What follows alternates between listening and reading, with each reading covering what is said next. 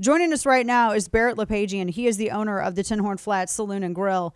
Baret, it's good to have you. Welcome to the show. And we stand with you in your fight for freedom. This is crazy. I mean, you're being harassed by the city at this point, especially as everything else is starting to reopen. This is a total. Thanks for having me, Dana. Yeah, this is a total vendetta at this point. This has, I've always said, on social media and wherever else I can say, this has nothing to do with health or public safety. This is only about fear and control. Especially what's happening now.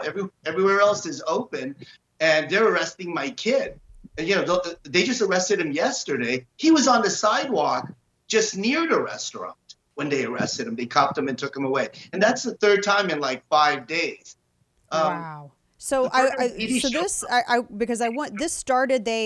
When did they shut off your power? And then I know you got a generator because you guys are very resilient, and I love that because they said they put on Instagram, thanks Luis for the generator and lights. Everybody come down and have some barbecue. I mean, that's like that American spirit. They shut off your power, then they try to cite you for not having power that they shut off. That's right. So they shut off our power and they turned off our phone lines, and then they came back in and started saying things like, "Well, your exit signs aren't lit." Well, they're not lit because we don't have power, and they're hardwired to code. So there's never been a health violation at Tinhorn Flats that says anything to do with real health requirements. Everything has to do with this lockdown or them pulling our permits. I mean, it's just, it really is insane at this point. Yeah, they revoked your health permit because they said that you were still having outdoor dining. And I want everyone to keep in mind, they're still doing this to them, even as all of these other restaurants are reopening and doing the same thing.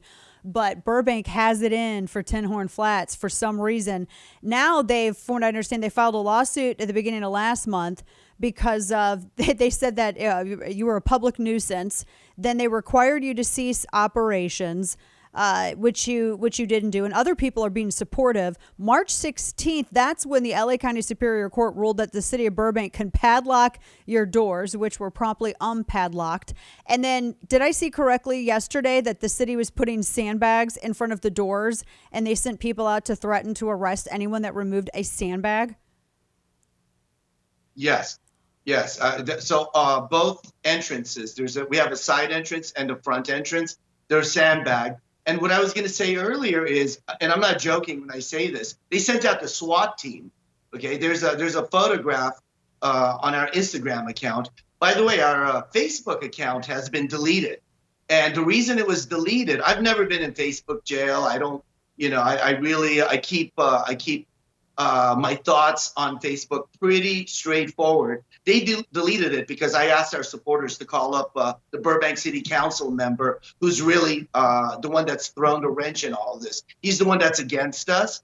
And because of that one post, my Facebook page is gone with 7,000, 8,000 supporters. Wow. So now even tech is getting in on it, because you were asking people just simply, which they should do, voters, to reach out to the city council. Now, because from what I've understand from everybody that I've spoken to that's familiar with your establishment, they were like they were following all the protocols that all these other restaurants are following. The only thing is that they didn't, as a lot of other businesses, I might add, didn't believe that the city had the right to tell a private entity to seize their ability to engage in commerce. And because you're still going to be expected to pay property tax, even though they're trying to seize your ability to actually make the funds to pay the property tax, you're still going to be expected to do that. You were just one of the many other businesses, not just in California, but around the country, that in the beginning said, you can't shut us down. We've got bills to pay. We've got employees to pay. We have livelihoods here. And so this all stems from that first initial refusal. That's correct.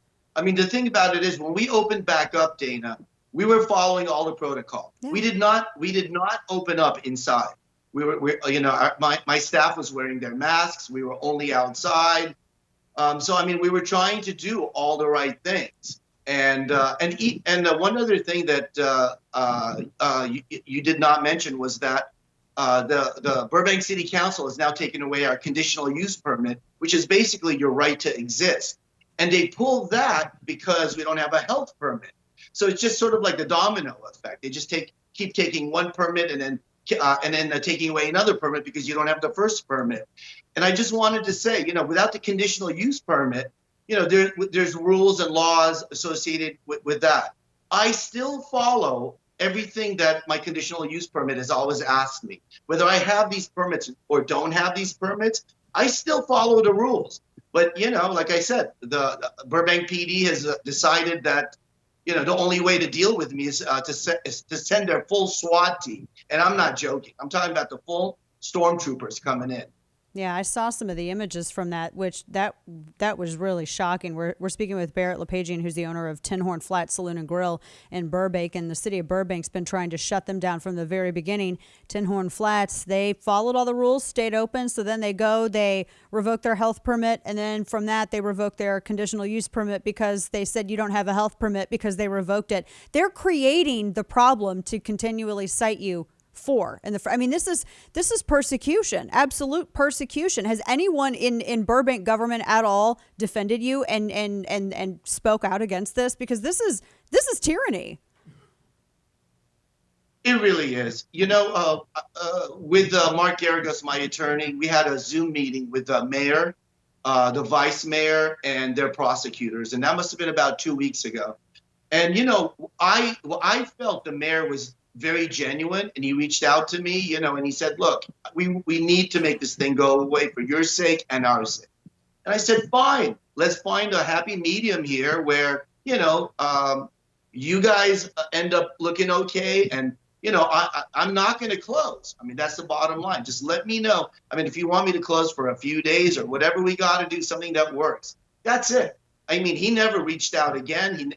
My attorney's been trying to reach them. So basically, that was the end of the conversation. And instead of keeping some kind of a dialogue going, they sent the SWAT team in. Wow.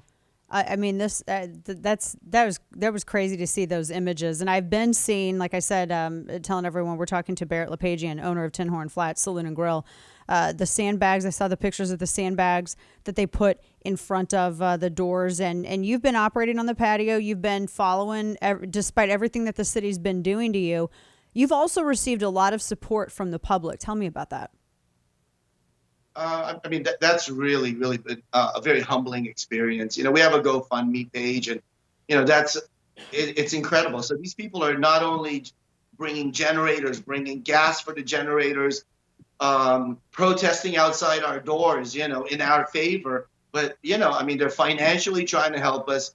It's amazing. And, it's not only has it gone nationally at this point, but Sky News has talked about it. So this thing has gone international. Now I get letters from Australia, from Europe, it's amazing, but I got to tell you, Dana, it's really starting to wear heavily on me. And my poor 20-year-old son, he's been in jail 3 times.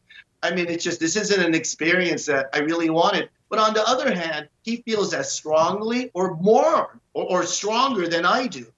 For me, it's a little bit difficult because it's the safety of my kids. I have a 25-year-old daughter and a 20-year-old son, and they're both involved in this business. That's the paramount concern. So I'm stuck between a rock and a hard place right now. My plans right now is I'm going to wait till Friday. I don't want my son, because as soon as he gets within a few feet of the building, they're cuffing him. But by the way, Burbank now has undercover detectives and Vice. This is a fact. Surveillancing the restaurant. So that's really where we're at. So if we come near it, they send the police in. So we're really outmatched with law enforcement right now. How do you see this? Well, before I ask you this last question, we're talking to Baret Lepejian, who's the owner of TINHORN Flat Saloon and Grill, which has become kind of really sort of the focal point and kind of the avatar, so to speak, for this business resistance to these really nonsensical orders, the lockdown orders coming from different states and different governments different local governments across the country. a lot of people I think misunderstand business owners like yourself when you remain open and you still follow the guidelines, because it's not, and talk to me about this, it's not a fist in the air, you're just doing it out of spite.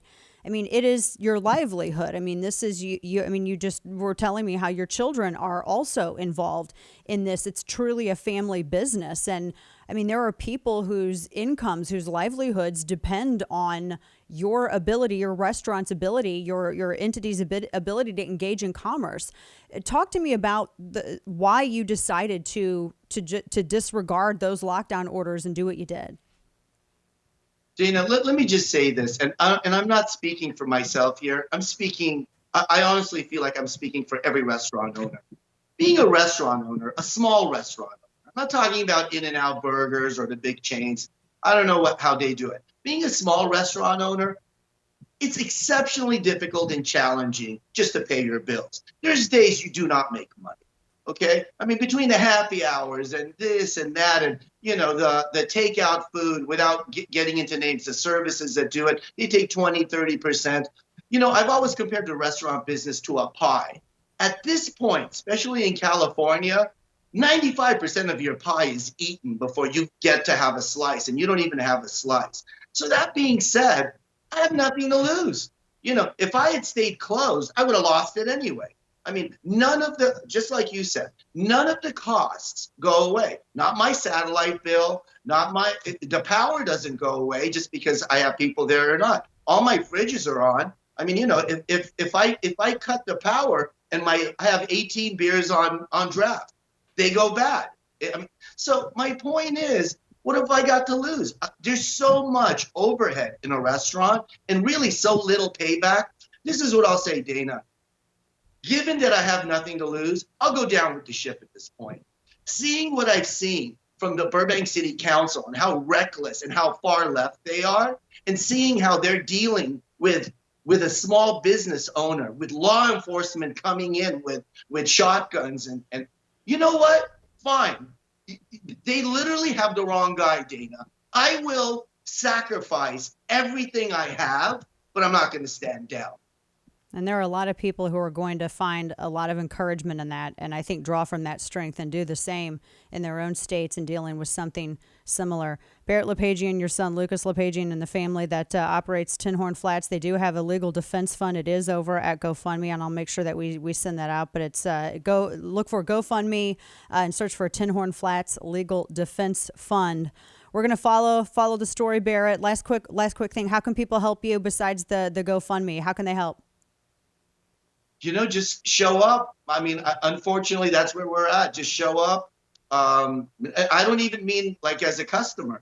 Just come support in front of the restaurant. Let these people know that there's a lot of good patriots that care about our way of life. Because that's really what this is about. Yep. This isn't about one restaurant or pouring beer. They're trying to set what they call a new normal and change the way we've known how to live. And that's unacceptable. I agree. Baret Lepejian, we're Godspeed, my friend. We're going to be watching this story, and we'll keep in touch with you. And if you have any developments, obviously the microphone's open. Feel free to give us a holler. We'll have you back on, and you can keep people apprised of everything. But we're watching, and we support. Baret, thank you so much. Thanks, Dana. Of course.